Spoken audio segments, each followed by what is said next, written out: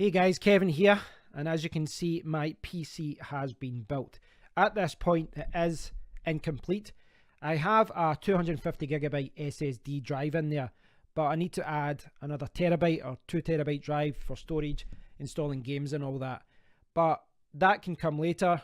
Also need to add 4 140mm case fans. I need to cool it a little bit more, and I also need to add a graphics card.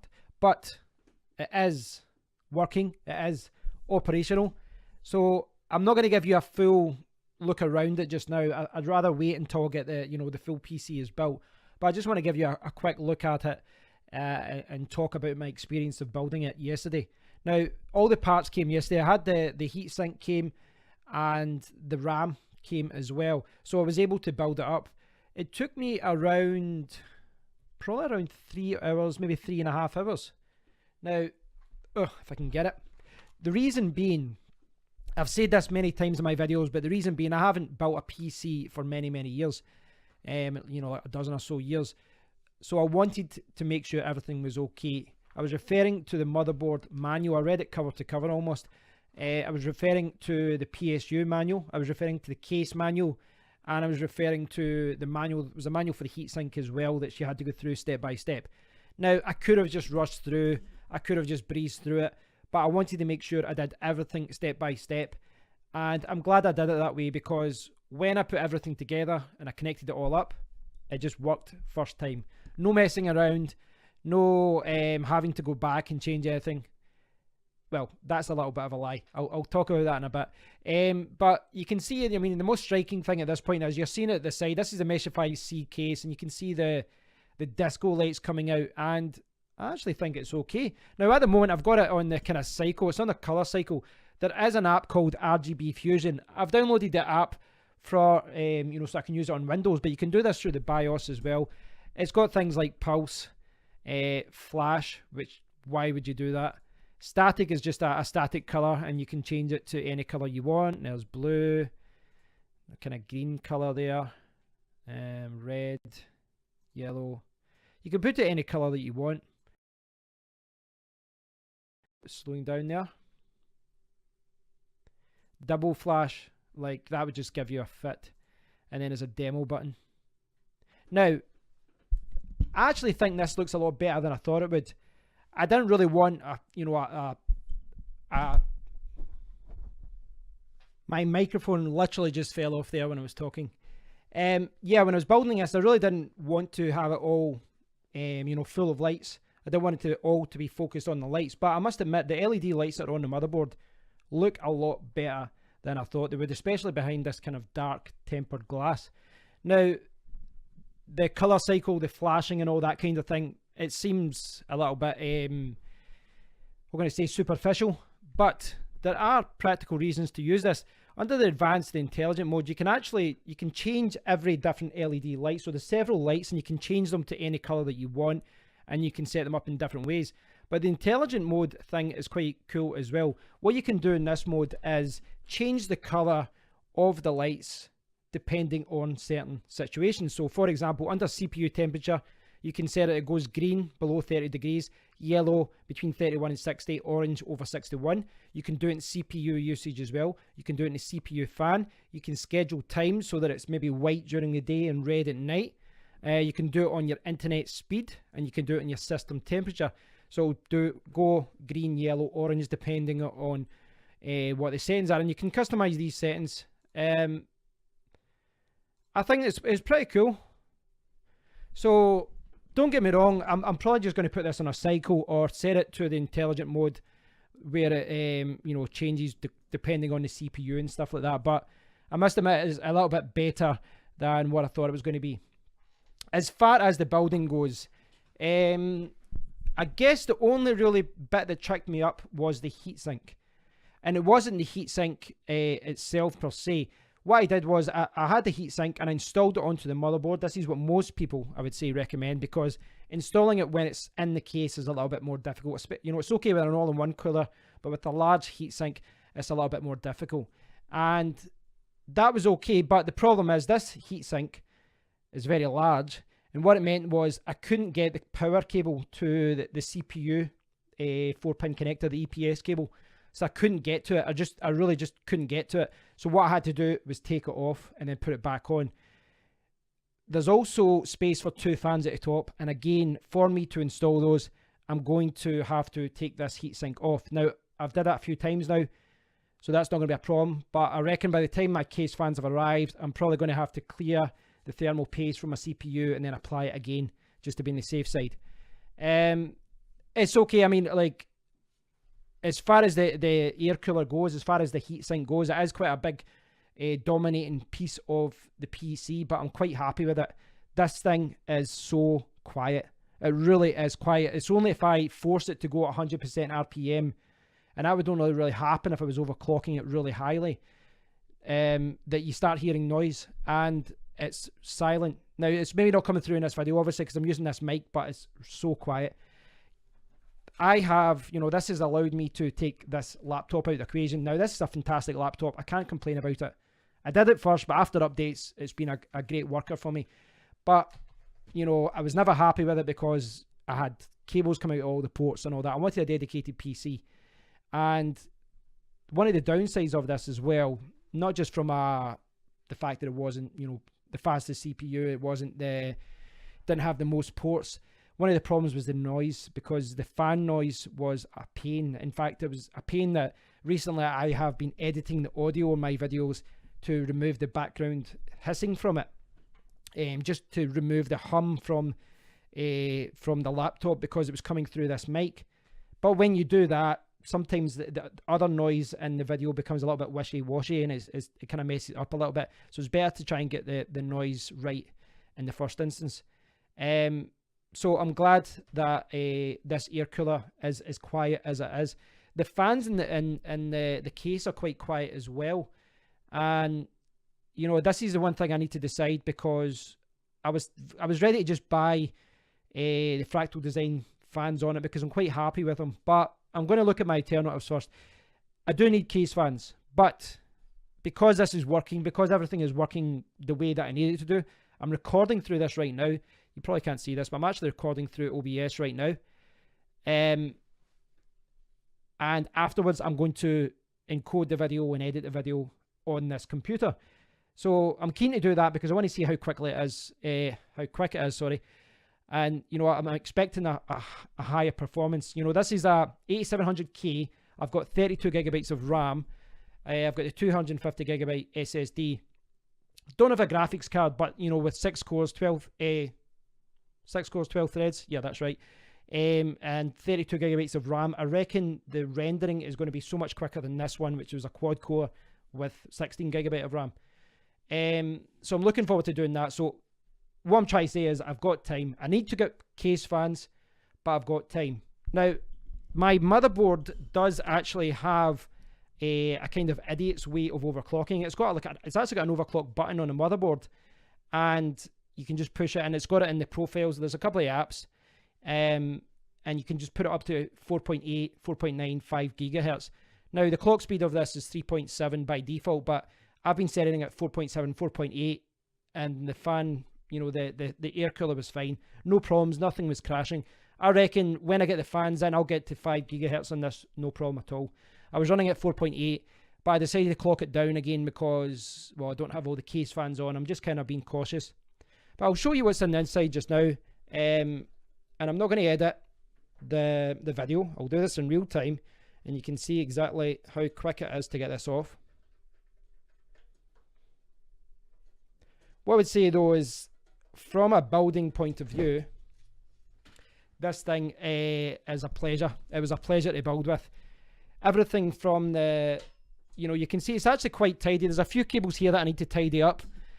I've been a little bit lazy with this because I know that this fan here with the cable sticking out, I know that I'm actually going to move that. I'm going to move that fan to the bottom underneath here to use it as an exhaust going out, or maybe I'll draw it here in, I think. I've not decided that. You can tell that's why I'm mixing it up. So yeah, I've got it fairly tidy though. I mean, I tucked like the CPU cable around the back. I tucked a lot of the other cables around the back. The plastic, the little rubber grommets things are great because you can go around the back of the case, tuck all the cables in, and then come in. And I didn't, I put in a SATA cable and a VGA cable from my PCU. It's a modular design. I don't need those cables just now, but I just thought it would save me time later on for me to do it just now. So the CPU cable that I couldn't get to was down there, and it was literally impossible to get to. But my idea is I'm going to have two 140 fans up here and two at the side. Now, I was actually thinking of just getting something with a black and white colour scheme like this. The Fractal Design ones can come in black and white.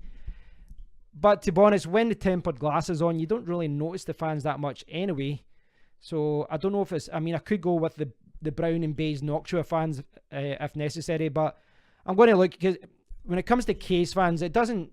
You know, a lot of people just buy the cheapest they can get, or they buy the ones with the flashing lights. There is a compromise. You want the quietest, but you want ones that are powerful for airflow. I do want to maybe overclock this a little bit, but I don't want to go crazy. So I think I would put silence and noise level above getting the most out of this CPU, for me anyway. But yeah, overall I'm quite happy. The only thing it annoyed me a little bit at first. The actual I/O shield comes with this kind of cushion dust cover at the back, and I was pushing it in, and it just wasn't to the point where I was happy with it. It's a little bit higher than it needs to be, but just with the case, everything's secured in. There really literally isn't any other way to get it further in, because of this cushion kind of pushes it back. But overall, this was a fantastic case to build with. I'm glad I went with a kind of beginner friendly case, so that I didn't face any problems, because obviously, you know, all of this was a refresher course, so I had to build it all. But apart from putting the heatsink in the motherboard and then not being able to get to the CPU, apart from that, I really didn't make any mistake at all. I don't think so. No, I don't think I did. I didn't put out any cable. And again, the reason being, I took my time. I'm not saying that to show off as if I'm amazing at PC building. I'm not. I'm just an average guy that's, you know, learned to do it again. But I did, you know, every step of the way, I did refer to the manual, and then I double checked, and then I messaged my friend a few times saying, is this right? Is this right? Why is it doing this? And it took me about 3.5 hours. But when I finished, I went, okay, everything's plugged in. Everything worked first time. Now, I'm quite pleased with the motherboard. I've actually got two Ethernet cables coming out the back here. You can see this here. I don't know if you can see this in the background. This killer control center thing, this app, this caused me a lot of problems. This killer, it's got dual LAN. One's an Intel LAN, one's killer LAN, as they're calling it. Killer something LAN. I can't. It's like E20. There's some serial number which I'll get wrong, but it's called Killer LAN, and it comes with its own app. And apparently this is better for gaming. It's got lower latency and all this kind of thing. Apparently it's a good feature. But this app is a little bit strange, because when I downloaded the software, and I must admit, you know, there's lots of apps and all this for the motherboard for tweaking and tuning and all that. Tuning, and there's a lot of apps, but there isn't like an easy way to do it. I hate when companies do this. So there's like 20 utilities, there's like 5 BIOS updates, there's all these drivers for the VGA and all that, and you just have to manually download I don't know, like 30 or 40 different drivers and files, and it's a real pain. There isn't, like, you can see this here, the App Center, but once you get the App Center, you still have, you can't download things from the App Center. You still have to download them manually, and then they pop up in the App Center. Now, I'm a little bit spoiled, because with my HP laptop, and I realize that laptops are different, but this has got just like a central, you know, like system information driver kind of area, and it just pops up. There's updates for this here, click install, and it's like that, it all goes. But with the Killer LAN, what was happening was I downloaded the driver for it, and then I noticed last night my internet speeds were really strange. I was getting 20 megabyte upload as normal, but for download, I was getting like 1 megabyte, 2 megabytes. And I was like, okay, that's strange. I tried it on my laptop, I was getting 300 plus again. Tried the Wi-Fi on my phone, I was getting good speeds as well. It turns out there's this kind of setting in here where it allows you to set speed limits. I don't know if it's for people that are on metered internet connections, so that you limit what your speeds are, but it's got a limit to your download speed and upload speed. I've never seen anything like this before. And basically the upload was set at 1500 megabits per second, and the download was set at 2. I don't know why. I don't know what happened. I don't know how it happened, but I hadn't even opened the app yet. And then I noticed, I was downloading all these drivers at 1 megabyte per second, like 300 megabit files and all that, megabyte files. So that's probably the main bit that I messed up with that app. I still have to install. You can see I've got most of what I need just now set up. I've installed them, but I need to go in and tweak preferences and tweak settings. Even like in OBS, like the webcam, it's not showing in widescreen. I've got a lot of little teething problems with that I need to sort over the next few days. But as far as the PC goes, I've done all the hard work. It's there. I just need to add some fans. Graphics card is once I buy it, it's just a matter of plugging it in. It's very, very simple. At the back here, I can't really, because I'm recording and all that, I can't turn around and show you, but at the back, I've just got the back panel, and it's so easy to just tidy things up by just putting it around the back. So you can sneak in and out with these plastic grommets, go around the back, hide it, and then just kind of pop back up and plug into where you need to go. And it gives it a more cleaner look. Oh my god, I've just pulled out an HD audio cable there by accident. I don't actually need that, I don't think, but I've got it plugged in anyway. So yeah, that's the update, guys. This isn't a pure in-depth look at my PC. I'll wait till I've got more time, because my Playseat challenge has arrived in Gran Turismo 4. And I won't lie to you, I didn't want to spend 6 hours editing videos today when I've got that to play. But yeah, overall, I'm happy with the case. I'm happy with the build. I don't think I've bought anything that I regret. I took a chance with this air cooler. It's not very well known in the UK. It's only got one fan compared to the other ones. I've got two, but I'm very, very happy with it. I think the Nocturne art would have been a real tight squeeze in here. So I'm glad I went for this one with a single fan. It cleared the RAM okay. Yeah, everything's fine. I don't know if you can see down there, there's a little decode number down there as well. And that's quite good as well for diagnosing if there's anything. Like when I installed some of the motherboard kind of drivers and stuff, sometimes it was coming up with different codes there, and you can refer it to the manual to see what's happening.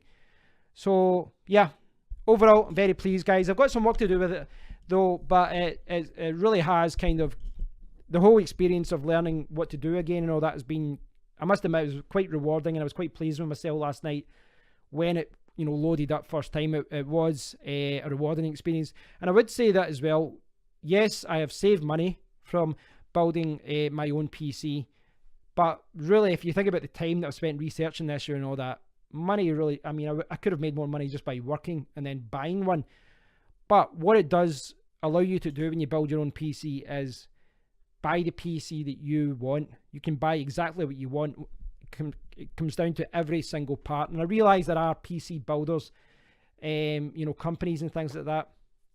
But even then, when it's like, say where it says, what audio do you want or what heatsink do you want? They've only got like 5 or 6 options, despite the fact there's dozens on the market. You are still a little bit limited to what you can buy and what you can't buy. And I picked every single piece of this PC, and I like that. And I like the fact that because I've done this now, one of the benefits, one of the reasons why I went to buying laptops in the past, and I bought my iMac as well, is that if anything broke, I wanted to just be able to send it away and get it fixed so it didn't waste my time. But on the flip side, I like the fact that I built this because I now know how it works.